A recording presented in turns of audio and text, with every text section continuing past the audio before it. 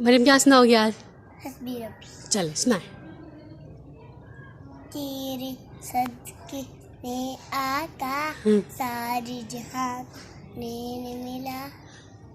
बेदीनों ने कलमा पढ़ा ला इलाहा इल्लल्लाह।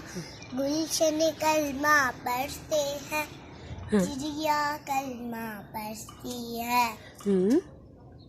दुनिया की मखलूक सभी जिक्र खुदा का करती है। हस्बी रब्बी जल्लल्लाह माफी कल्बी गैरुल्लाह। अब वो जो बिलाल है हम ठीक है। सरवती का क्या प्यारा। दुनिया के हर आशिक की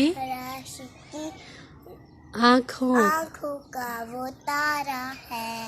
जुल्म हुए बहुत कितने उस पर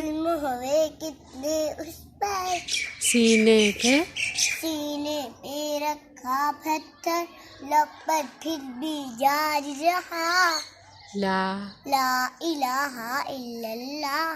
फिर सुनो हस्बी बस।